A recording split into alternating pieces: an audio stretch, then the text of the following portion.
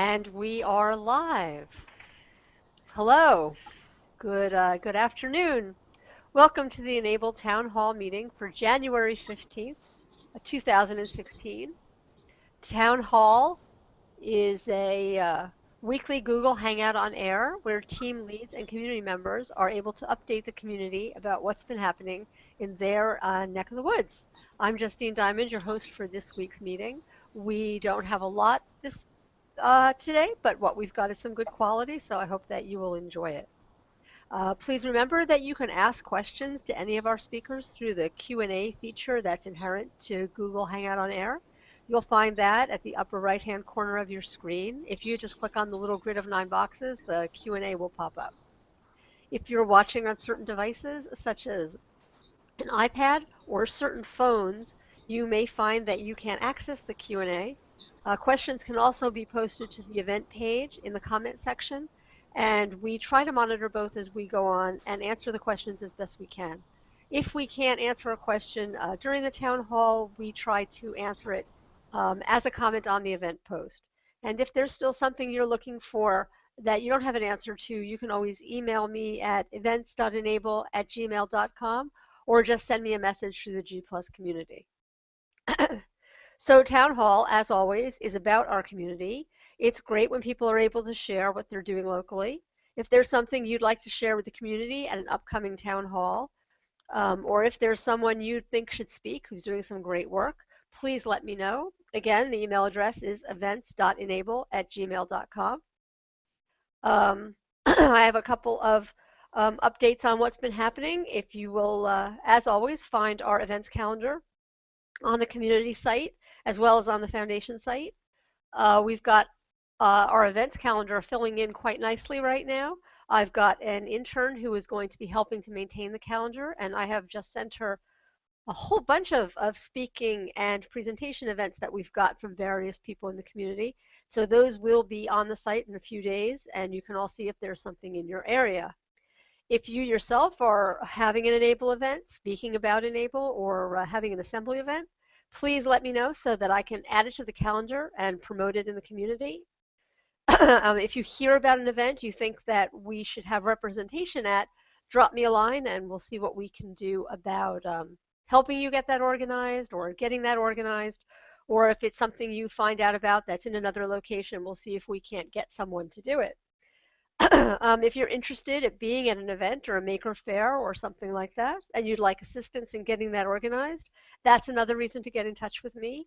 I am just putting the finishing touches on a facilitator's guide that gives some pointers about some things that I found helpful at running events and other people have as well. And I hope to have that live for everyone pretty soon. There are a number of people who are normally with us who are not going to be with us today. Peter Binkley is doing some work on something and hopes to be with us in a couple of weeks to share some of that. And Andreas can't make it this week because he's with an organization called Kid Mob at an event called the Superhero Cyborgs 2.0, which is a workshop for kids with limb differences where they get to design and prototype their own prosthetics. And he is hoping to share more about that experience next week. Speaking of events and assembly events, if you've been looking in the community, there have been a bunch of pictures and some posts about some really great events. There was one that Thierry Akadum talked about, and there was one that Ellen talked about, and Ellen is here with us today. She's at the Half Hollow Hills Library out in Long Island, and I've been out to see their facility, which is really wonderful. And Ellen, I'm going to pass this over to you, and you can talk about what you've been doing and what you've got coming up. Oh, okay. Thanks, Justine. You're welcome. Basically, what we did our first actual assemble event just yesterday. We had a group of Girl Scouts come in, and I rounded up a couple of extra volunteers who had previously assembled Raptor Reloaded hands, and we put them all in a room, and we dumped out everything in the middle of the table, and we said, go. So it was very interesting to watch the people that had done them before sitting with the Girl Scouts, trying to get them to put together the hands. So it was very nice to see. So that was our first event, and we have a few more coming up, I hope. We've also been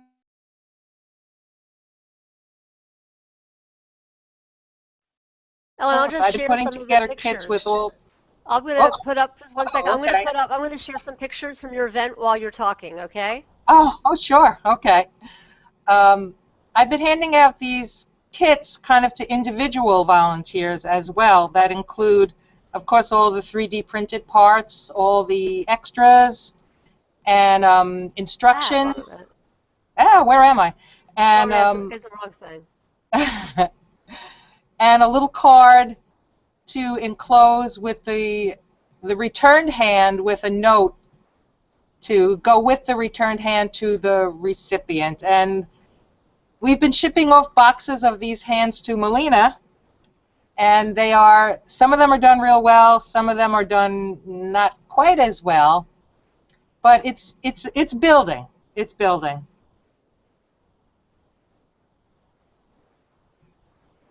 Here we go. So, Ellen, may I ask you a question?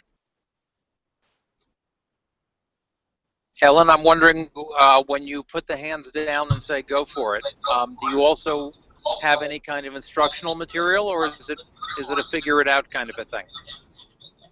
I've printed out the instructions from, I think, the Instructables website. So it's a multi-page document, and I've squished them into the bag as well. And I also include a little note on how to find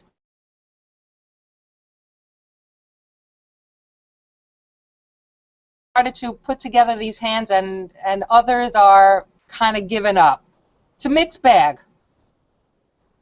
Right, right. So there have been a number of attempts to produce documentation. The Instructables is quite comprehensive, but it's not great when you're in a crowded room with distractions. I think we have a more IKEA-style instruction thing, and we should look into it. But another fact is that I think the assembly events are likely to move towards the Phoenix hands, and so there is an immediate opportunity for a graphic designer to produce an IKEA-style assembly poster for the Phoenix hand. So there you That go. that would be great. Do you know if they sell? I know that 3D Universe sells the kits, kind of to go with the Raptor hands. Are there going to be kits available for the Phoenix? Uh, I, I that's being looked into, but for right now, if you want to make a Phoenix hand, it's basically if you have a kit for the Raptor Reloaded from 3D Universe, all you need to do is add dental bands, and I'm going to supply a link to where those can be provided and the sizes for different size hands very shortly. But That I'm wasn't hoping the that picture. Was that the picture you posted yesterday? no, those are castrating bands are for Yeah. a training arm that Skip is doing. The ones Okay. we use for the Phoenix are the same dental bands. If you look at my icon, there's two of them in those there's those full plastic bags. Oh, They're exactly yeah, what Sam. you use for braces, but you need to have them of a certain size and a certain strength. And I will post information about that. I am in the middle of putting together a list of Oh, I'm sorry. bulk buying supply information and the tools that I find useful for assembly. And I'm going to add some information about the dental bands for the Phoenix. How difficult is the assembly for the Phoenix compared to the Raptor? It's easier. It's Ah, much winner. easier. You have Nice. to be more careful with the fingers because all the fingers aren't the same. So you do have to watch which finger is being placed where. But Okay. because there's just the fishing line and there's no bungee cords, it's actually, I find it easier. It's an easier assembly.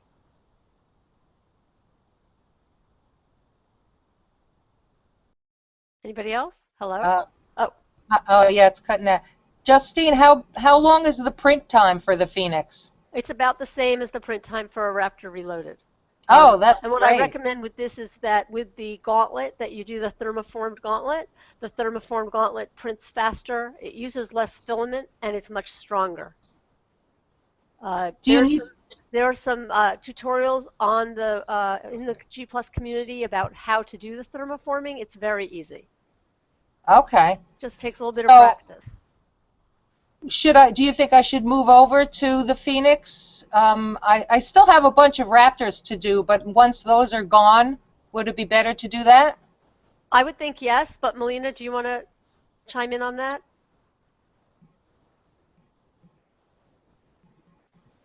Sorry, I had to unmute. Yeah, Ellen, it would be great if you would swap over. We're looking for the next round of events to swap over to the Phoenix. Okay, I'll go through this stuff that I have already printed, and then I'll move ahead. And the Phoenix files are on Thingiverse? No, the files are right now in a Dropbox. There's a link to it on the foundation website under designs. Okay, If you have any additional questions, send me an email. But okay. you'll find the files if you go to the Enable Community Foundation website and look at designs. Click on the Phoenix. You'll see a link to where the files are. That sounds great. Thanks. And we actually just got a question in our Q&A about where the Phoenix hands, where the files are. So Robert Cole, that's where they are. We also have a comment from Heather Walpert Gowron. She says she's just saying hello from Jefferson Middle School, and they're here to listen and learn. So hi to Heather and to her students. Hopefully once you guys get involved, we'll get you on and you can present what you're working on.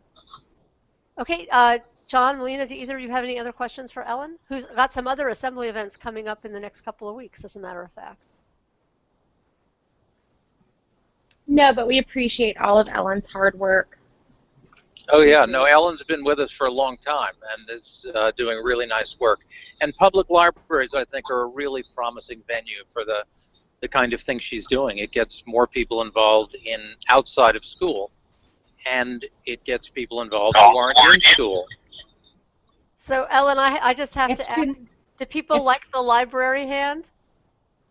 they do. Oh, They good. love it. Yeah, thanks so much for that, Justine. It's a great demo hand, and we're actually going to be going down to Washington in March and presenting to a library conference down there on what we've been doing. So I hope that that will get more libraries involved.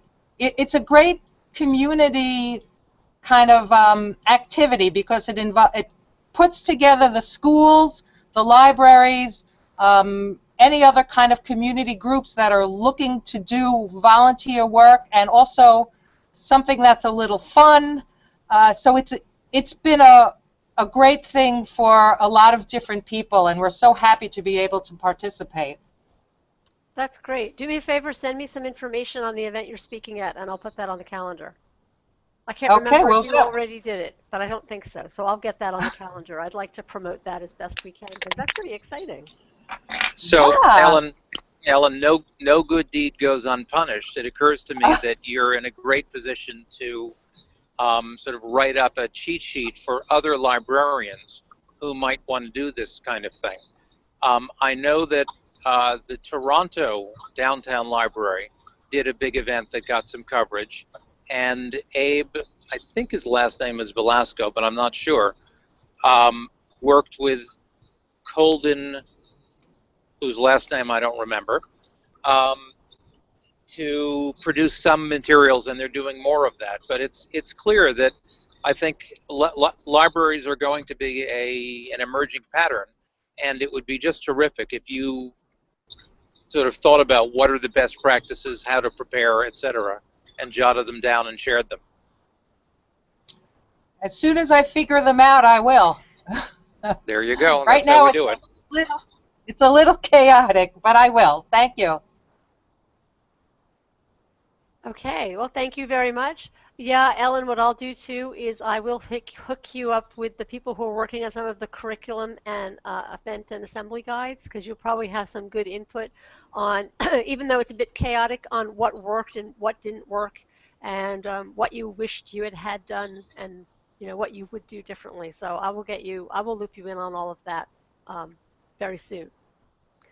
Thanks, Justine. I can always count on you. Thank you.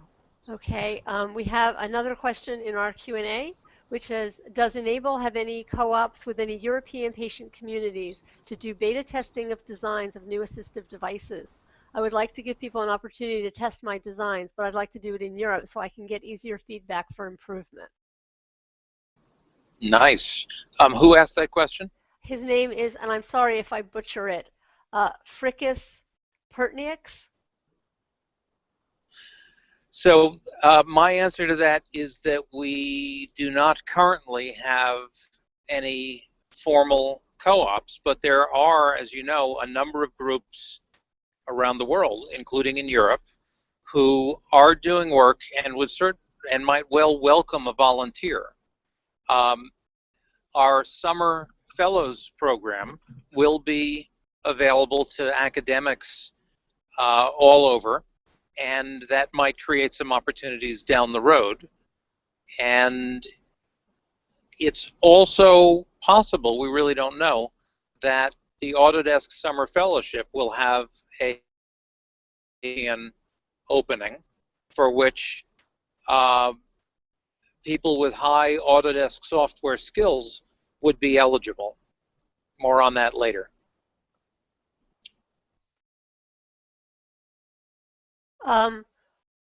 Robert's looking still for the files. I would try the foundation website, which is enablecommunityfoundation.org. And there's designs as one of the menus under Build a Hand, I believe. I'll stick a link in the comments on this post so that you can find those files. At the bottom of the page. And there's a search icon up at the top also. And the additional thing is, I believe right now there might not be an obvious link to the various thermoform gauntlets for the Phoenix. So I'll see what I can do about that as well. Because I think the thermoformed gauntlets are a much better option. I don't see any other questions. John, do you want to do your update? Sure. I'm going to talk about the website. As you're looking through the website, if you become aware of things that you can't find or that you can't find because they're not there or should be there, we'd love to hear about them. You can send email using a link on the page, but you can also write to me or Justine or to Marla, who are all working and thinking about the website these days. We've done a soft launch, but we're well aware that there's a lot more to do.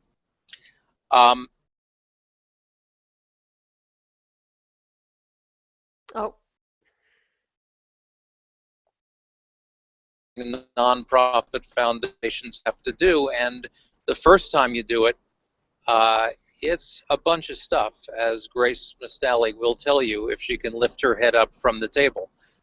So there's a lot of that going on.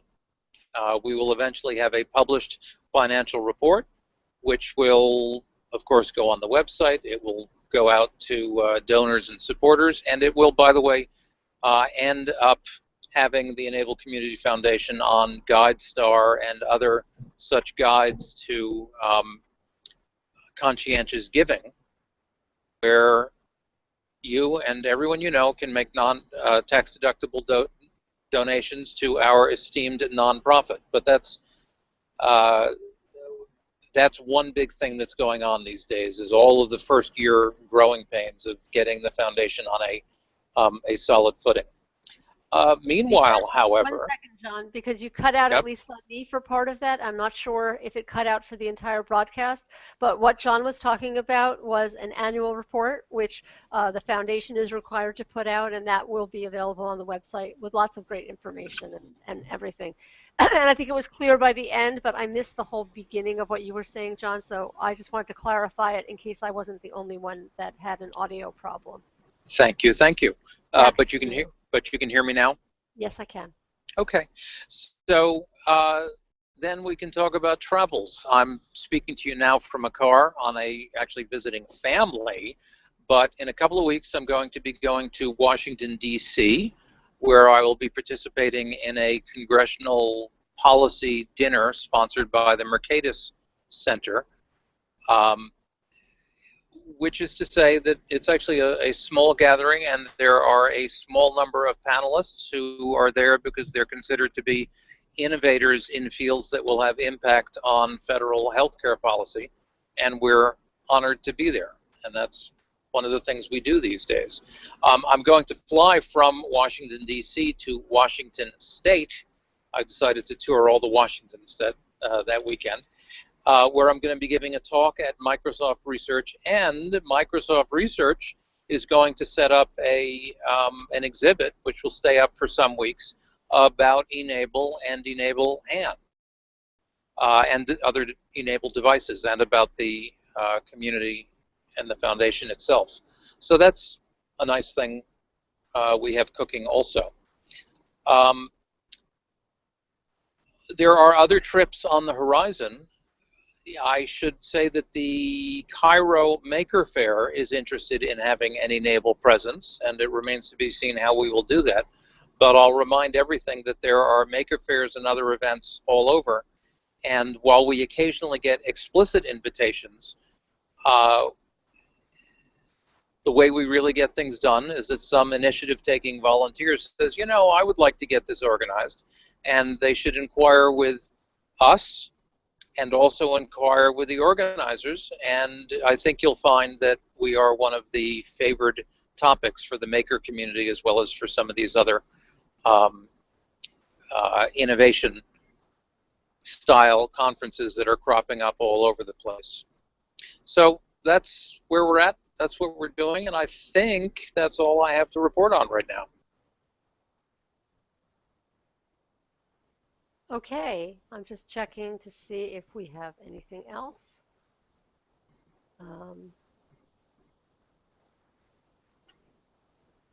I think we do not.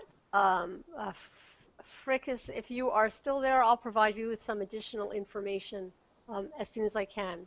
I take it you're already a member of the community, so I'll just send you a message that way.